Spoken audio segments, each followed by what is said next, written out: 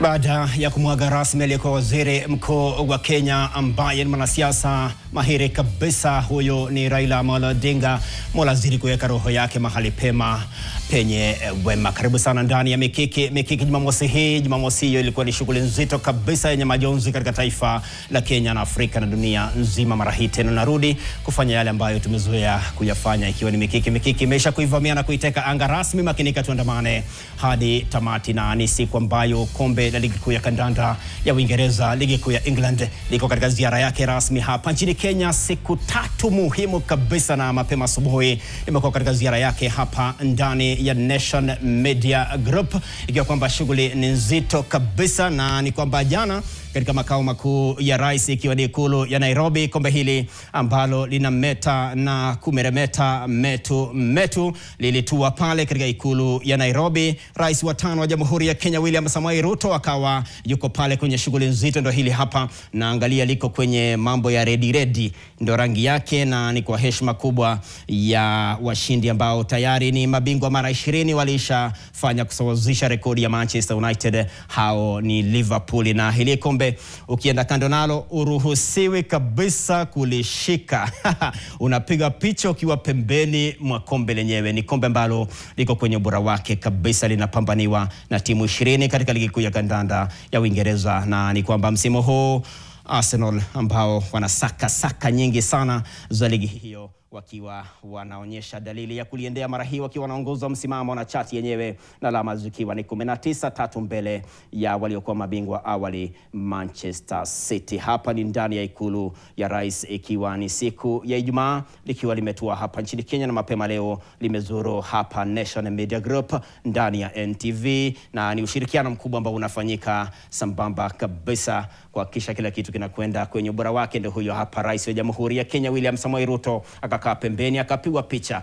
Yaani hapa uruhusiwi kulishika kwenye, nimekuambia awali, nalitazama tu, naliangalia. Wakawa wako pale wakuu wa shirikisho la mpira miguu hapa Kenya, Hussein Mohamed na naibu wake McDonald Mariga. Alafu rais mwishowe akapewa jezi yake, na ni shabiki shakiki wa timu ya Arsenal, imeandikwa 1-0 nyuma, ikiwa ni namba ambayo pia ni namba ambayo wengi wachezaji ambao wanaivaa 1-0 ni wachezaji ambao wametamba kweli, akiwemo Lionel Messi. Sasa katika hii shughuli nzima kabisa, ikiwa kwamba ligi kuu ya kandanda ya England bado inaendelea leo, tuangalie mitanange ambayo imepangwa kusakatwa siku hii ya Jumamosi. Alafu kesho pia kuna mitanange mingine. Jumamosi Oktoba 25, ukipenda Oktoba 25, ni kwamba Chelsea dhidi ya Sunderland ndani ya Stamford Bridge, nyumbani mwa Chelsea the Blues. Alafu Newcastle United watakuwa wanakipiga dhidi ya Fulham ndani ya St James's Park, nyumbani mwa Newcastle. Man United ni mechi yao dhidi ya Brighton, watakuwa wanajigamba ndani ya Old Trafford, nyumbani kwa Manchester United, mashetani wekundu hao. Halafu baadaye kabisa mida ya saa 4 usiku, leo hamna mtanange mapema, ni mida ya saa 4 itakuwa ni Brentford kuikaribisha Liverpool, mabingwa watetezi ndani ya GTEC Community. Mitanange ya awali ya kina Chelsea saa 11 jioni. Alafu tuangalie mambo yanakwendaje siku ya Jumapili.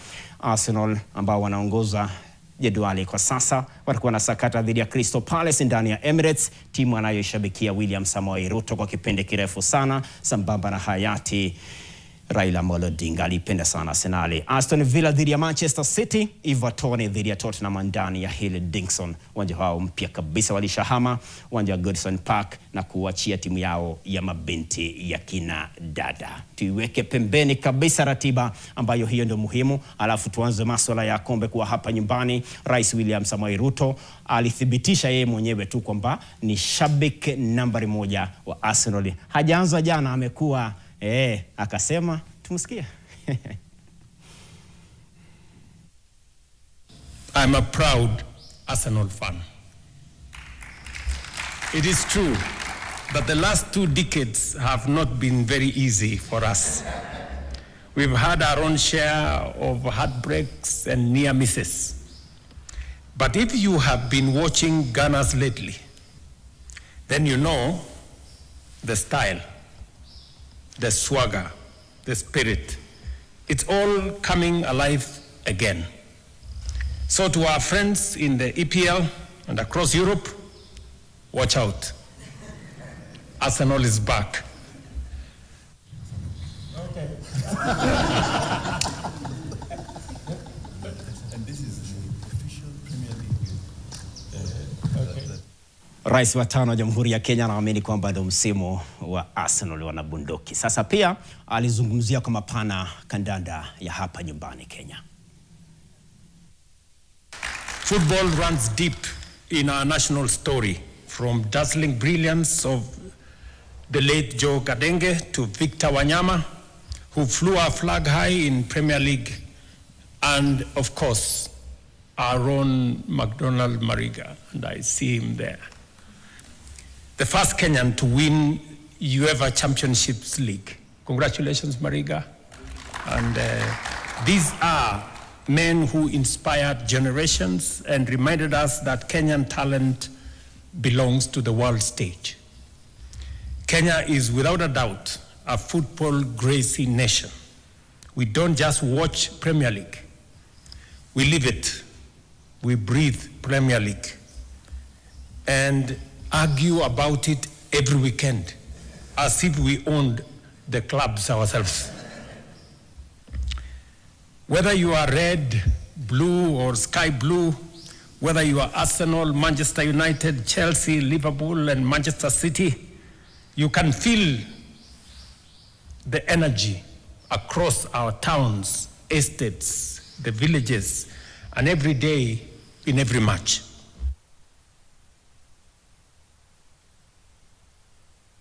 Sasa aliyekuwa nahodha wa timu ya taifa ya Kenya Harambee Stars, huyo ni Victor Mugobi Wanyama, pia alipata nafasi ya demo akaichezea klabu ya Tottenham ya England, akashiriki ligi kuu kwa niaba wa Kenya wote kabisa. Heshima sana huyu Wanyama. Alafu sasa ambaye ni rais wa shirikisho la mpira miguu hapa nyumbani Hussein Mohamed, naye akiwa katika ikulu ya Nairobi alitoa kauli yake kuhusu kombe kuja Kenya sambamba na kandanda ya Kenya na ile hatua ambayo wameipiga tayari. Tusikie alisema nini. We've had 3 positions in FIFA committees that we got last month, which is a major achievement for us at the global stage. We sit now in the Stadium and Security Committee at FIFA. We sit in the International Relations Committee at FIFA, and we sit in the Ethics Committee at FIFA. Those 3 positions are a clear testament to the achievements and to the trust that FIFA now has in the local federation, and all this is through the investment that you've made over the last couple of months, which is very visible. Most recently, Your Excellency, we had the World Football Summit yesterday, still going on in Mombasa, and the Cabinet Secretary for Sports of Ghana is around, and he's attending that summit. And in his remarks, congratulated Kenya for the visa-free policy that invited guests from all over Africa to witness and to experience CHAN all over the world. These accolades are celebrated because of your input and because of your support to football. Today we are here to receive this coveted cup. It is a symbol of hard work. It is a symbol of resilience. It is a symbol of what you can earn, what can happen when you put in the right effort to grow a local league. God willing, in the coming months and years, it is my prayer that KPL Cup will also be making its rounds. It will start from here, and it will be making its rounds around the world as well, to be coveted like this cup is. So once our cup is ready, we will bring it for flag off once we establish our leagues and make them as competitive as any other league. So this is an aspirational moment for all of us. Your Excellency, in due course, we will be launching a lot of activities which we have discussed with you, and I'm looking forward to them.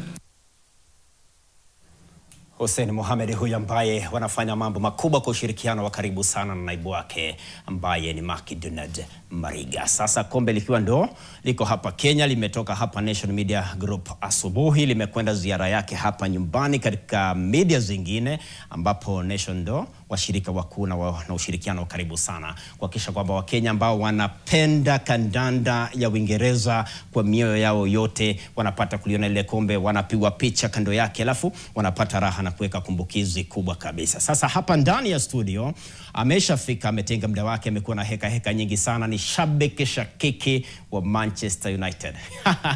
Si Tota Arege peke yake, Sugar Ray ambaye ni mkuu wa mawasiliano ndani ya shirikisho la ndondi hapa nyumbani BFK, Duncan Kuria. Karibu sana. Asante sana.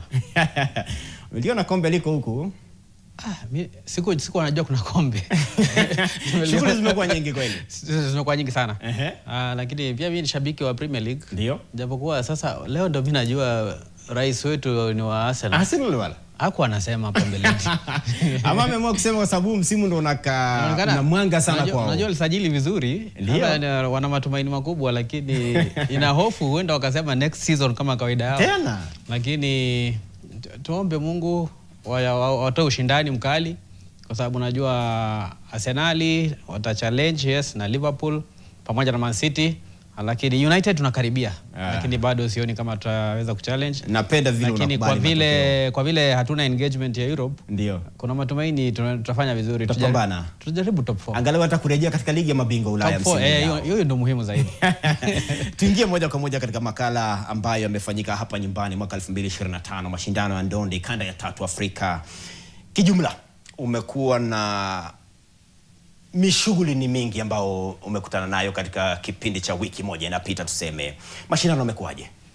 Mashindano yalikuwa mazuri sana. Tumeandaa mashindano ambao ni makubwa zaidi kwa Zone 3, haijawahi kuwa na nchi nyingi kama vile tulivyokuwa, na mabondia pia wengi kama vile tulikuwa nao. Mataifa mangapi? Mataifa yalikuwa mataifa 9, lakini tulikuwa tukipata confirmation ya mataifa 12, lakini nadhani wengine wakapata changamoto za kusafiri, hawakuweza kufika. Lakini wale walifika walikuwa mataifa 9, na ushindani ulikuwa mkali kweli, na wenzetu ambao ndio walikuwa mabingwa watetezi DRC waliweza kushinda na kutetea taji lao. Kenya mara ya mwisho tuliposhiriki kule DRC tulikuwa namba 2 na tumemaintain hiyo namba 2 kwa kushinda nishani 5 za dhahabu, nishani 10 za fedha na nishani 5 za shaba. Bado ni matokeo ya kuridhisha.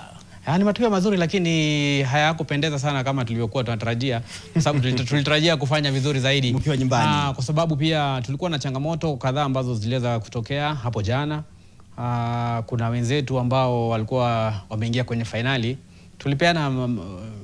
Tulipeana bouts 3 walkover, kwa sababu wenzetu walikuwa wamepata nafasi ya kupata ajira katika kikosi cha wanajeshi. Sasa ikabidi wameenda bana. Wakaenda recruitment kubwa. Wakaenda recruitment wakatuacha.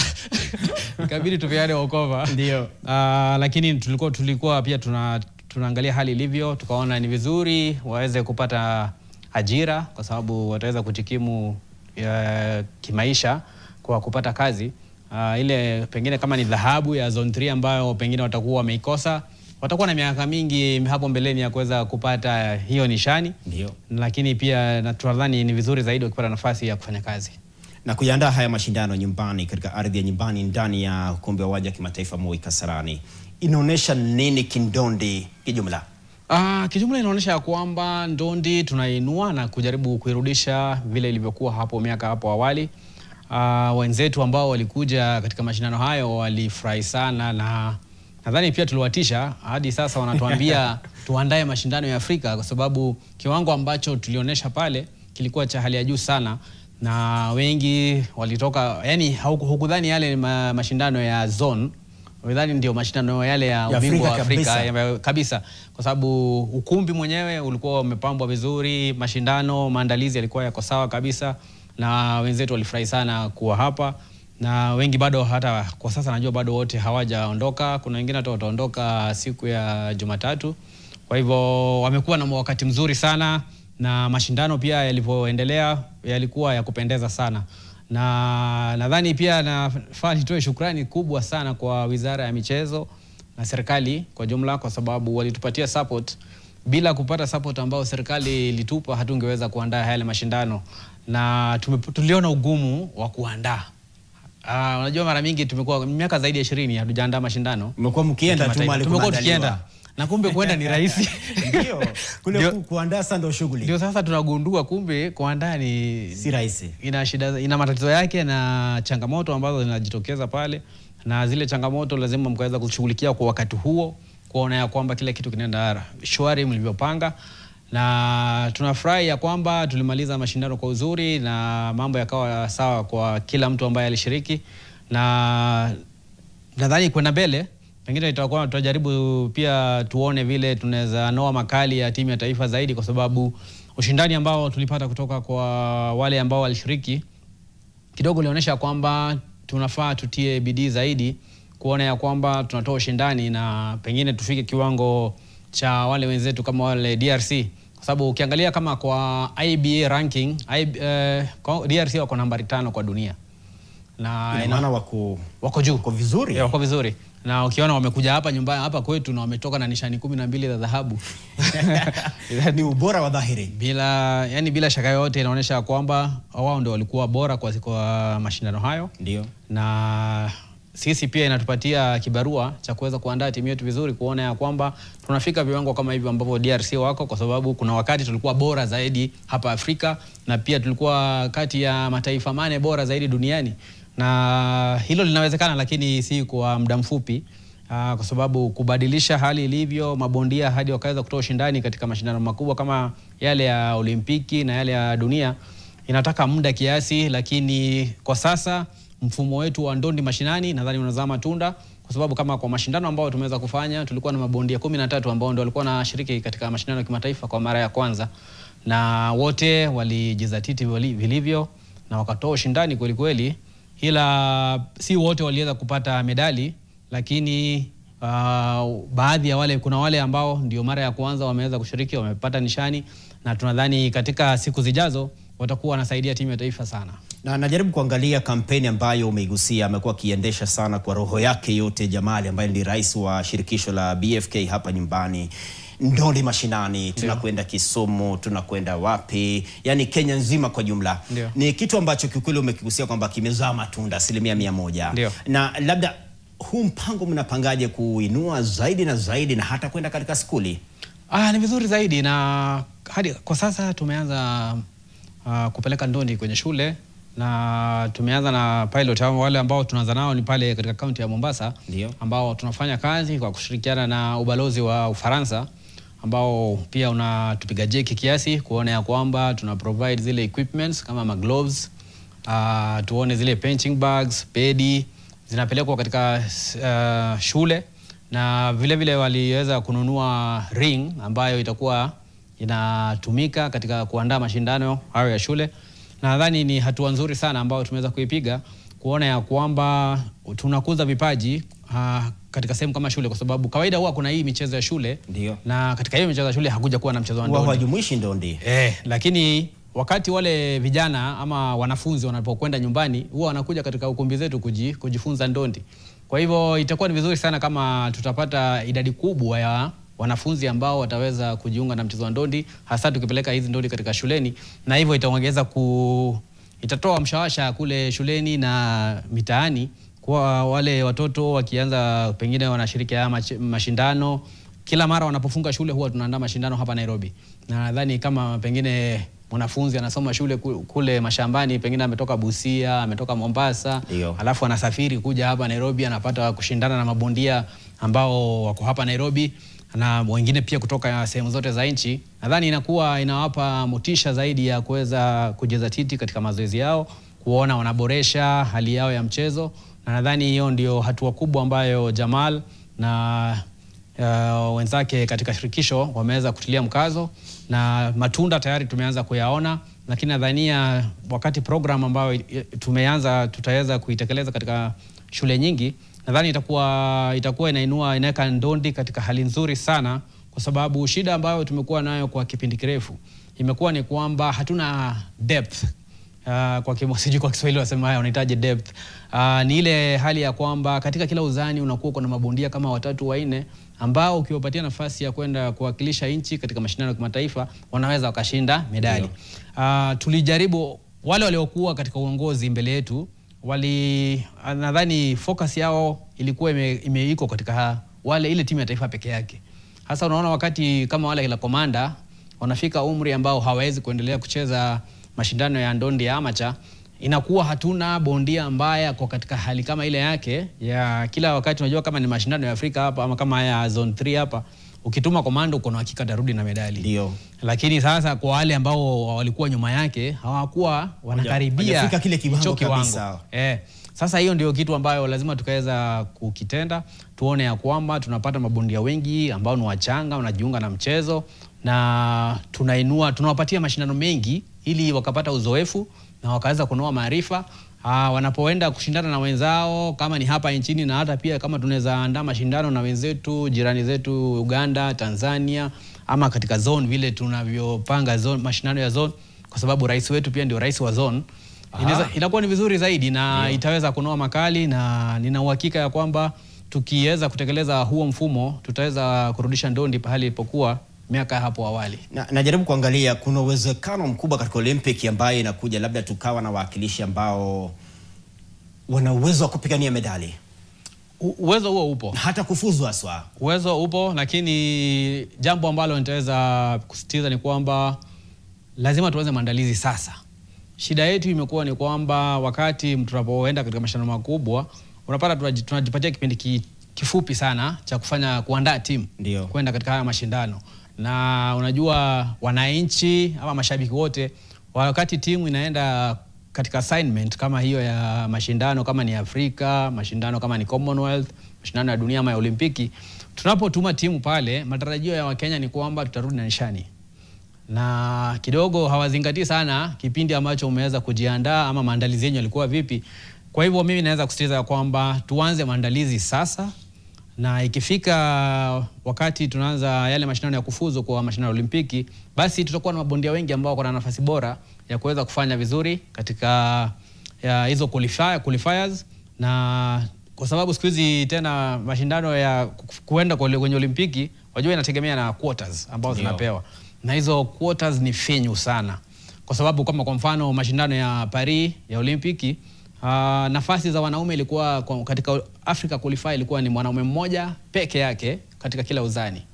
Na hiyo na kwa sababu uzani ni 7, kwa hivyo ilikuwa nataka mabondia 7 kutoka Afrika.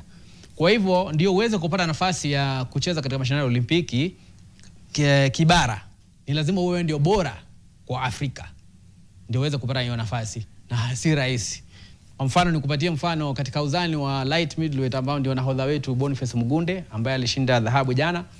Yeye anacheza na ilikuwa ni dhahabu yake ya kwanza ya zone 3, kwa sababu mashindano hapo ya awali amewahi kushinda bronze, akashinda fedha, na sasa ameshinda gold. Ilikuwa inakuja. Sasa amejaza zote na sasa. Ameshindia nyumbani. Ameshinda nyumbani, ilikuwa nzuri zaidi. Ndio. Sasa yeye katika mashindano ya qualifier uzani wake walikuwa na watu 72 na wanashindania tiketi 4.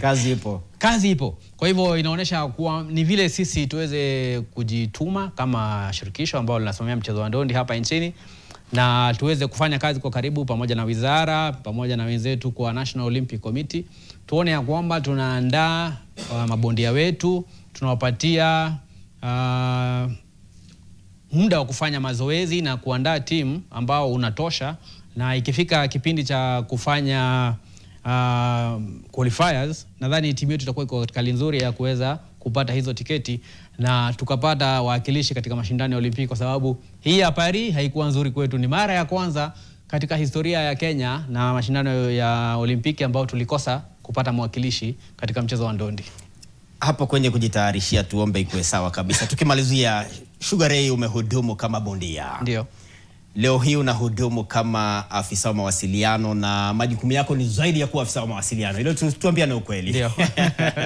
Unahisi vipi? Nahisi kujivunia ya kwamba ujuzi ambao niko nao katika mchezo kidogo naweza kueleza wenzangu katika shirikisho mambo kadha kama wakati huu ambao tumekuwa tunaandaa mashindano makubwa hapa nchini kwa baada ya kipindi kirefu sana, na tunaona ya kwamba tunafanya maandalizi na mashindano tumeandaa yakakuwa ni ya kufana sana. Kwa hivyo ni jambo la kujivunia kuona ya kwamba tunaleta mabondia chipukizi ambao wanapata nafasi ya kuwakilisha nchi na wanafanya vizuri.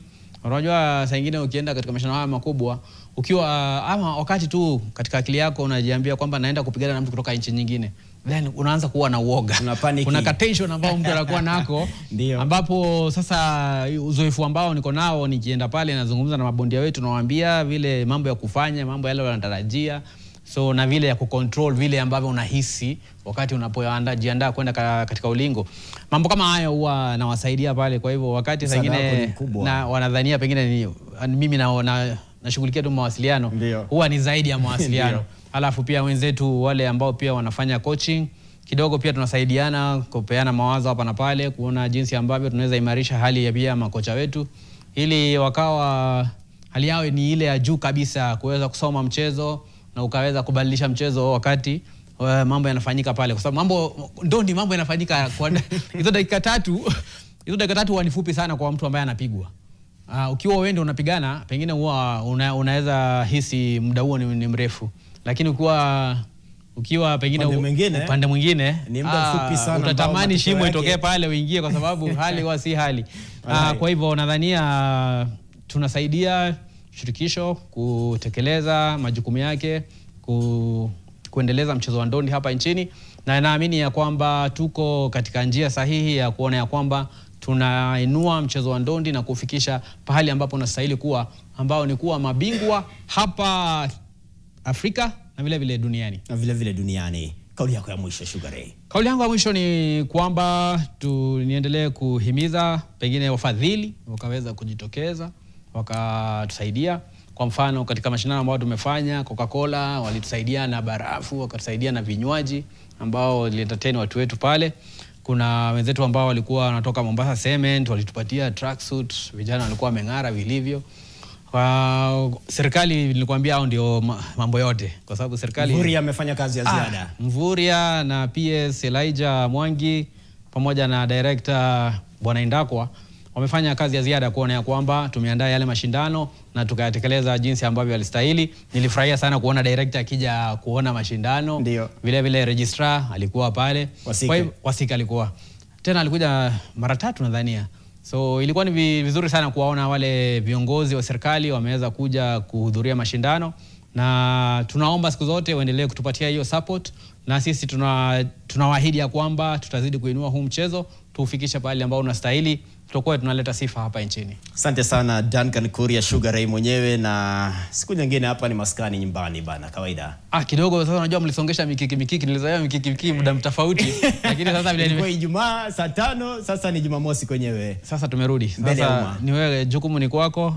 Wewe unaleta mwaliko. Kabisa. Na mimi ukinialika nitakuja. Naomba sana Manchester United wamalize Daniel Nebora.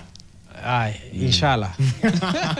Imekwenda mikiki awamu ya kwanza hii ambayo imetamatika. Sasa tunakwenda mapumziko, tukirejea Toto wa Rege naona na pasha ulimi moto upande wa pili, atakuwa anafanikisha tena mambo muhimu sana. Harambee Starlets tiketi ya kwenda katika kombe la mataifa bara Afrika mwaka ujao huko Morocco, kama wako nayo tuambiane tu kweli. Mapumziko, wewe wasiende mbali.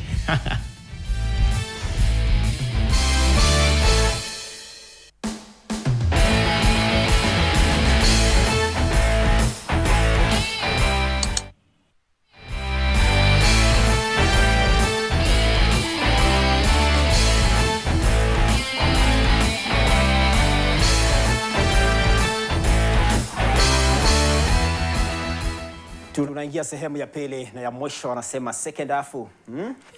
Sasa tunajumuika na Toto wa Rege. Umemzoea sana kumuona pale pembeni nje ya uwanja, mambo mawili matatu, lakini jana ameshuhudia Harambee Starlets ikiwa imetia guu moja ndani kwenda katika kombe la mataifa bara Afrika mwaka ujao.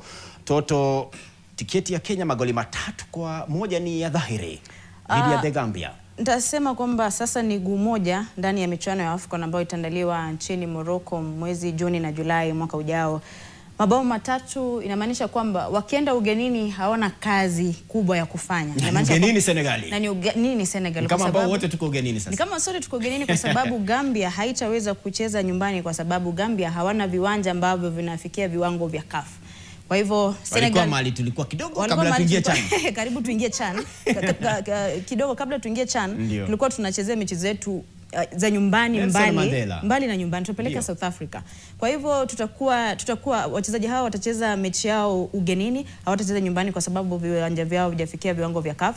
Na ushindi wa mabao 3-1 ushindi wa Starlets inamaanisha kwamba tayari ni guu moja na wakienda ugenini kazi ya ziada. Kwa hivyo wakipata sare ya aina yoyote inamaanisha kwamba watakuwa wanachukua tiketi hiyo.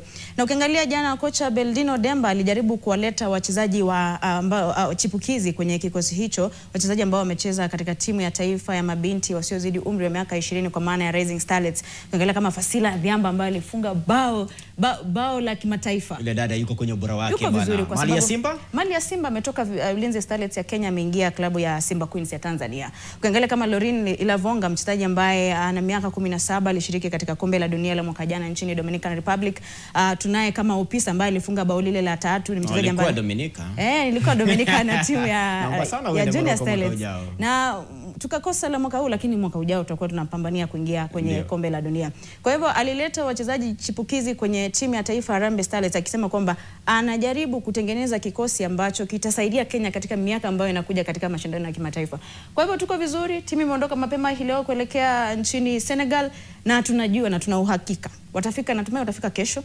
Tuna uhakika kwamba Kenya itaandikisha historia kwa mara ya pili. Manake mara ya mwisho Kenya ilishiriki kwenye mashindano haya ilikuwa mwaka 2016, lakini tulipigwa vibaya sana. Tukaondolewa mapema kwenye hatua ya makundi. Na kama tunarudi tukiwa tumekomaa mara hii. Tumekomaa vizuri, na ukiangalia kwenye kikosi hicho cha Starlets kina wachezaji mseto, chipukizi na wale ambao wamekomaa. Ukiangalia kikosi cha mwaka 2016 tuna wachezaji watatu ambao walishiriki kwenye mashindano hayo. Alikuwa Corazon Aquino, kiungo wa kati ambaye ana uzoefu mkubwa zaidi. Tunaye Dorcas Shikoba ambaye ni nahodha wa timu ya Harambee Starlets. Tuna kina Enes Mango, kina Dogo Adam ambao pia walikuwa kwenye timu hiyo. Inamaanisha kwamba kuna mseto wa wachezaji chipukizi na ambao wamekomaa. Kwa hivyo tuko vizuri na tutaenda tukiwa vizuri zaidi mara hii. Na ulisema na coach jana. Nilizungumza na kocha Beldino Demba baada ya ushindi huo, na alikuwa na haya ya kusema. It wasn't part of the preparation. But of course, motivation always has a positive impact on the team. Players always are playing for something. And if they get a promise from the 001, it's a big thing, and they're also looking forward for it. Apart from that, the girls are motivated to win. They're motivated to win because they want to play the next WAFCON. It's been 9 long years. It's going to be 10 by 2026 when the WAFCON will happen. So there's that urge and hunger to qualify for WAFCON. Most of the time they say that to be a champion you need to have champions in your team. So it's a good inclusion that we have 3 of the players who participated in the WAFCON qualifier for the 2016, and it's also a good motivation to the others. They are speaking about it. They're speaking about the advantages and why we need to qualify, and they're also ready to do it for the second time. So na baada ya kocha Beldino Demba alizungumza Dogo Adam ambaye ni mmoja wa wachezaji ambao wana uzoefu mkubwa katika kikosi cha Harambee Starlets. Tumsikize. Good time always the best. So kila kitu ina happen kwa reason. So ni football, sometimes unaweza kuwa juu, sometimes unaweza kuwa chini. So for me naweza sema kwenda on loan pia imenisaidia kupata playing time, na pia imenisaidia kuinua timu yangu ya taifa vile vile pia, unaelewa. So at least your game time imenifanya nimeonekana yule dogo mwenye maybe watu wanajua. So for me naweza sema kila kitu si all about maybe place huko ama nini, ama si all about money, just playing time na ndio ina matter. Makori, mwaka jana kama sijakosea, nilikiwa hapa kwenye Mikiki nilisema kwamba kama kuna timu ambayo itapeleka Kenya kombe la dunia ni timu ya mabinti, na wakafanya kweli. Na kama kuna timu ambayo itarejea kucheza WAFCON ama kucheza michuano hii ya Afrika kwa mara ya pili kabla ya Harambee Stars, ni hii ya Tiketi ni ya moja kwa moja. Tiketi washapata. Maana hata mimi naangalia mechi yao marudiano Jumanne ijayo kule Senegal nyumbani mwa kina Sadio Mane, ni ushindi tayari ule. Ule ni ushindi. Sidhani kama wanaendea draw. Waendea draw. Na watafunga? Watafunga? Kwa sababu jana nikiangalia nilikuwa hapo katika uwanja wa Nyayo na tulipoteza nafasi nyingi za wazi. Yaani unasema ingekuwa ni zaidi ya magoli matatu. Ingekuwa ni zaidi ya hata magoli 10. Wale walikuwa wanapigika. Lakini sijui kuliendaje tulipoteza nafasi za wazi, lakini kocha alisema kwamba anarudi nyumbani kufanyia kazi yale mapungufu yao ambao walikuwa nayo katika mechi hiyo na wanaenda kupiga kweli. Na kocha wa Gambia jana alituma onyo kwa Harambee Starlets. Alisema kwamba sasa umetuadhibu kwenu lakini njooni kwetu. Na anasahau kwamba hawaendi kucheza kwao. Kwenye gani? Wanaenda ugenini. Wanaenda ugenini kucheza mechi yao ya nyumbani.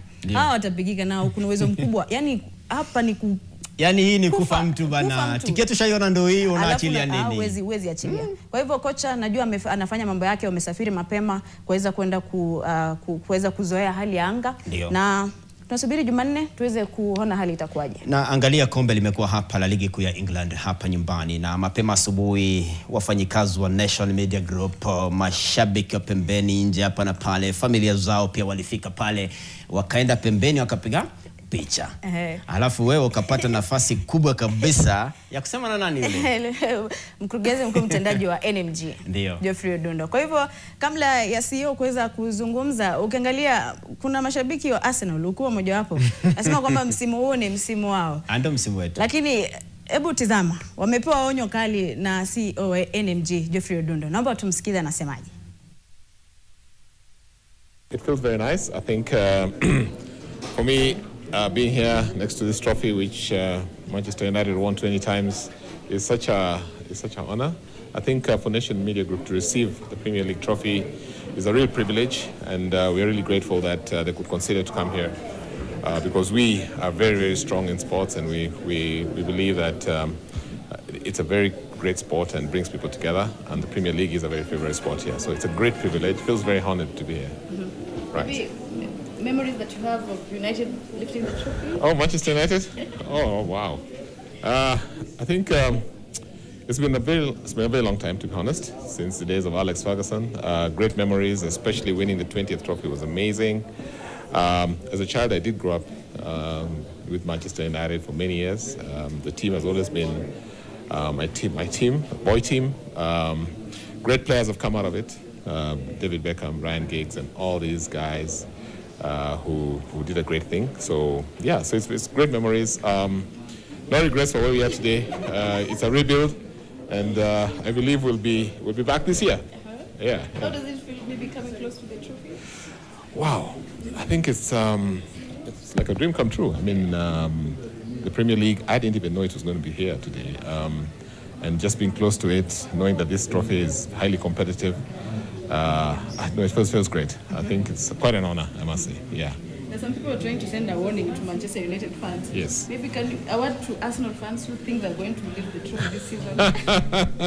They always win the first half, so let's hope they turn around. But I think I just want to encourage them to be humble because right now they are so rough on Manchester United fans. And just know that they're waiting for us. We need to win it before them, and I believe we will. Yeah. Aya, mashabiki wa Arsenal memboa mtulize boli, bado sana. Kuchukua ubingwa wa ligi ya EPL bado sana. Alafu wamezungumza baadhi ya mashabiki pia wa EPL wa hapa NMG. Tuwasikize wanasemaje. Jina langu ni Steve Musamali, mhariri wa masuala ya lugha na elimu katika gazeti la Taifa Leo. Leo hii ni fahari kubwa sana kwamba hatimaye kombe hilo la kwetu hili msimu huu limetua katika mjengo mzima wa Nation Media Group. Wajua lipo jambo tumekuwa tukiambia watu. Mimi naongea kwa niaba ya mamilioni ya wafuasi wa Arsenal. Tumekuwa tukiambia watu kwamba next season. Ile season tulikuwa tunamaanisha ndio hii. Kwa hivyo mwaka huu ndio mwaka ambao Arteta anabeba kombe. Yes. Lakini inakuwaje kwa misimu mitatu mtawalia? Mnaongoza jedwali ikielekea msimu ukielekea kukamilika. Mnakaa ni kama tena mnaanza kuyumba alafu kombe linawatoka. Kwa miaka 4 iliyopita Arteta amekuwa akijenga msingi. Na jambo ambalo tulitambua kwamba mwaka jana ni nini kilifanya tukakosa kombe ni kwa sababu ya majeraha. Kwa hivyo ukiangalia squad ya Arsenal mwaka huu ni kwamba Arsenal ilinunua wachezaji wengi kiasi kwamba hata iwapo tutapata jeraha mwaka huu itakuwa ni vigumu sana Arsenal kudondoka kama vile imekuwa miaka iliyopita. My name is Daniel Gathu. I'm the broadcasting brand manager at Nation Media Group. As Chelsea, the champions of the world, we'd like to welcome you to this cup. But to Arsenal, we are very happy that you are here. All the best. That will be treated as treason. This cup belongs to Man City. So Chelsea fans, Arsenal fans, please, achana na mambo ya football. I'm Alice Toya. I'm in the commercial department at Nation Media Group. It's an honor to have the EPL trophy to our media house. We believe this is our season as Arsenal fans. Previously, we've been having a thin squad, but this time we have a rich squad. Previously, if a key player is injured, then we flop. But this time, we believe in the spirit of winning. Makore, lakini hii Arsenal yenu hii. Kwa misimu kama mitatu mtawalia. Mnaongoza jadwali la ligi, alafu msimu kielekea ukamilika mnaporomoka. Shida inakuwaga wapi? Ati next season kila wakati. Kabla ni jibu swali lako Toto Arege, shabiki wa Manchester United. Katika misimu minne inapita. Nimekuwa kwa mkopo. Anfield. Na huu ndio kweli. Kwa mkopo. Ieleweke. Chini ya maji. Na katika kuwa pale kwa mkopo nimenyakua mataji. Wewe unawaambia mashabiki kwamba niko Liverpool kwa mkopo kwa sababu tunakujua kama mashabiki wa Arsenal. Lakini nimeshinda makombe, nimeshinda ligi ya mabingwa Ulaya, nimeshinda kombe la ligi kuu ya England, Carabao, FA. Yani kwa ufupi huu msimu ndo nimerudi nyumbani kwa sababu nahisi kwamba huu ndo msimu Arsenal linakwendea kombe. Twende kazi. Alafu sasa akawa amesalia pale katika Old Trafford, huyu ni Susan Waweru. Akakaa chini akapakua makinda hatara akasema mara hii ni Kobbie Mainoo. Tuangalie. Simulizi yake ilianza kwenye mitaa tulivu ya Stockport jijini Manchester. Ni mtoto mwenye asili ya Ghana ambaye sasa jina lake limeandikwa kwenye vitabu vya historia vya Manchester United na timu ya taifa ya England. Kobbie Mainoo alizaliwa tarehe 19 Aprili mwaka 2005 na akikua katika kitongoji cha Cheltenham. Akiwa mtoto mwenye mapenzi ya mpira wa soka, tangu umri mdogo alianza kuchezea timu ya mitaani ya Cheddar and Gatley ya chipukizi na kisha akaendelea Fellsworth Dynamos ambako alicheza kama mshambuliaji. Ndipo macho ya mawakala wa Manchester United yakamuona akiwa na umri wa miaka 6. Baada ya majaribio mafupi, kijana huyo alisajiliwa rasmi kwenye akademia ya Manchester United akiwa na miaka 7 na kuanza safari yake rasmi ya soka akiwa na umri wa miaka 9. Mwaka 2022 Mainoo alisaini mkataba wake wa kwanza wa kitaaluma na Manchester United. Haikuchukua muda mrefu kabla jina lake kuanza kusikika kwenye mazoezi ya kikosi cha kwanza cha waliocheza mechi ya ligi kuu dhidi ya Newcastle United. Oktoba mwaka huo alipewa nafasi ya kuanza mazoezi na wachezaji wakubwa, ishara kuwa ndoto yake ilikuwa inakaribia kutimia. Mwezi Januari mwaka 2023 akaandika historia yake akicheza mechi yake ya kwanza ya kikosi cha kwanza kwenye kombe la Carabao dhidi ya Charlton Athletic, mechi ambayo United ilishinda mabao 3-0. Kisha akafuatilia kwa kuingia kama nguvu mpya kwenye mechi ya ligi kuu dhidi ya Leicester City ambapo Manchester United ilifunga mabao 3-0, akionyesha utulivu wa umakini wa kipekee kwa kijana wa umri wake. Msimu wa mwaka 2023 mwaka 2024 ukawa ni wa kukumbukwa zaidi. Baada ya kupona jeraha lililomweka nje mwanzoni mwa msimu, Mainoo alirudi kwa kishindo mwezi Novemba mwaka 2023, akianza mechi ya kwanza ya ligi kuu dhidi ya Everton ambapo alitajwa kuwa mchezaji bora wa mechi. Lakini kilele cha msimu wake kilikuwa kwenye fainali ya kombe la FA ambapo alifunga bao la ushindi dhidi ya wapinzani wa jadi Manchester City na kupewa tuzo ya mchezaji bora wa mechi hiyo. Mnamo tarehe 17 Oktoba mwaka 2024, klabu ya Manchester United ilitangaza kwamba Kobbie Mainoo angekosa mechi kadhaa baada ya kupata jeraha la misuli ugenini katika mechi dhidi ya Aston Villa tarehe 6 Oktoba. Mainoo alirejea tarehe 1 Desemba mwaka 2024 akianzia kwenye ushindi wa mabao 4-0 dhidi ya Everton, mechi ambayo pia ilikuwa ya kwanza kwa kocha mpya Ruben Amorim katika ligi kuu kwenye uwanja wa Old Trafford. Kijana huyo aliendelea kung'aa Januari mwaka 2025 alipofunga bao lake la kwanza la msimu huu na pia bao lake la kwanza katika mashindano ya Ulaya wakati United ilipoibuka na ushindi wa mabao 2-0 ugenini dhidi ya FCSB. Aidha, Kobe alitajwa tena kama mchezaji bora wa mechi. Kisha mnamo tarehe 17 Aprili mwaka huu, Mainu aliibuka shujaa kwa kufunga bao la kusawazisha katika dakika za mwisho za muda wa kuongezewa kwenye mechi ya marudiano ya ligi ya Europa dhidi ya Olympique Lyon. Mainu amewahi kuichezea England katika ngazi za vijana kuanzia walio chini ya miaka 17 hadi walio chini miaka 19 kabla ya kupandishwa hadi timu ya wakubwa mwezi Machi mwaka 2024. Alicheza mechi yake ya kwanza ya wakubwa dhidi ya Brazil katika uwanja wa Wembley, kisha akaanza mechi dhidi ya Ubelgi ambapo alituzwa tuzo ya mchezaji bora. Baada alijumuishwa kwenye kikosi cha England kilichoshiriki dimba ya Euro mwaka 2024 akicheza hadi hatua ya fainali dhidi ya Uhispania, mafanikio makubwa kwa kijana wa miaka 19 tu wakati huo. Mainu ni kiungo wa kati anayejulikana kwa utulivu, akili ya mchezo na uwezo wa kupenya katikati ya wapinzani kwa urahisi. Wataalamu wengi wamempongeza. Rio Ferdinand amemlinganisha na nyota wa zamani Clarence Seedorf, huku Paul Scholes akisema anapenda jinsi anavyoupokea mpira, utulivu wake na uwezo wake wa kuelewa soka. Safari ya Kobe Mainu ni ushuhuda wa kwamba vipaji vikipewa nafasi vinaweza kung'aa duniani kote. Susan Waweru, makala ya Makinda Hatari.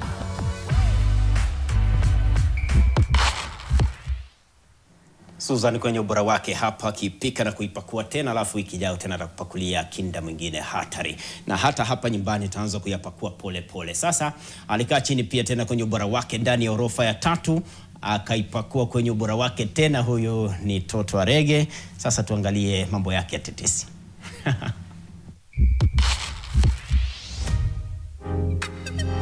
Toto na tetesi imepata fununu kwamba mshambuliaji wa Manchester City Erling Haaland amepata makao mapya nchini Uingereza. Nyumba aloipata Haaland ina vyumba 6 na thamana yake euro milioni 3.5 sawa na shilingi milioni 524 za Kenya. Mapema mwezi huu mshambuliaji huyo wa City na mpenzi wake Isabel Johansen walionekana wakizungumza kando barabarani na wakala wa nyumba hiyo ya kifahari huko Chelsea. Jumba hilo lina vyumba 6 vya kulala na vyumba 6 vya mapokezi pamoja na ukumbi wake wa mazoezi, bwawa la kuogelea na chumba cha sauna. Jumba hilo la kisasa lililojengwa mwaka 2017 lina umbali wa dakika 5 tu kwa gari kutoka nyumbani kwa rafiki yake mkubwa na winga wa City Jack Grealish. Haaland alikuwa akiishi katika jumba la kifahari la kukodi huko Edge. Hii ina maana kwamba ataendelea kukaa Etihad licha ya vilabu vya Uhispania kama Barcelona na Real Madrid kutaka kumsajili. Haaland alisaini City mnamo msimu wa joto mwaka 2022 kutoka Borussia Dortmund na tangu wakati huo amefunga mabao 101 katika mechi 107 kwa Citizens. Mchezaji huyo mwenye umri wa miaka 24 tayari ameunda jalada la mali na mamilioni ya pauni. Anamiliki jumba la euro milioni 6 sawa na shilingi bilioni 1 katika uwanja wa michezo wa Uhispania na pia alinunua gorofa ya vyumba 3 ya euro milioni 2.6 sawa na shilingi milioni 400.5 huko Oslo. Kando na kucheka na wavu mara kwa mara viwanjani, mshambuliaji huyo anapenda sana kupika. Alhamisi hii kupitia YouTube yake alionyesha jikoni mwake ambako kunapendeza zaidi, na hapa ndipo anapoandaa vyakula ambavyo msaidia kuangaisha wapinzani wake. Ninapenda chakula, ninaishi kula chakula. Haijalishi nini kitatokea siku nzima, huu ndio wakati mzuri, alisema.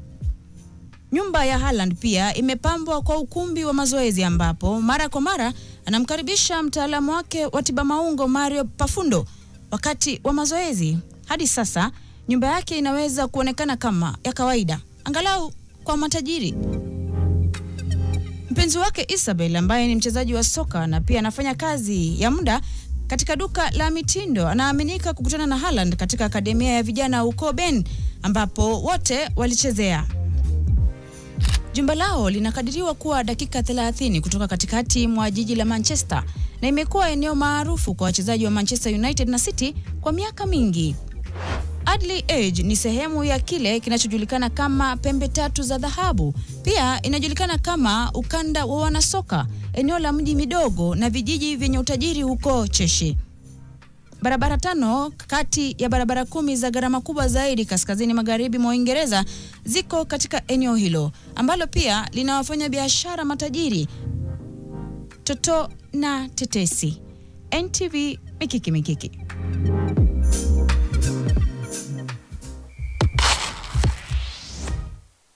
Toto na tetesi. Muhariri wake wa tetesi ni mtu ambaye ana hekima na maarifa sana.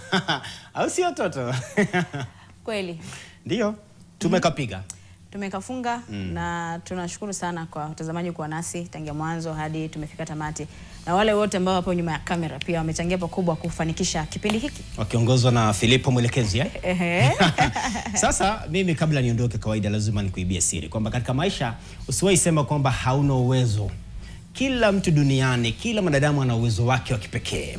Yaani labda huo wakati ndio umepungukiwa uwezo wako, umeshuka kwa kiasi fulani, si eti kwamba huna uwezo, umeshuka. Sema yani nimepungukiwa, nitapanda tena. Usiseme sina hela. Hela unazo. Ni vile wakati huo kiwango cha dola kimeshuka, itapanda tena. Unajipa moyo. Niite Mwanaspoti niridhike zaidi tena mimi na wewe na Toto wa Rege kutiana kwenye mboni ni ndani ya Mikiki Jumamosi ijayo mida saa 8. Kwa sasa tunasepa ngani na kuacha na goli la siku ambalo lilifungwa na Cheikh Sware wa Victoria Pilsen. Angalia kwa area kwa nana.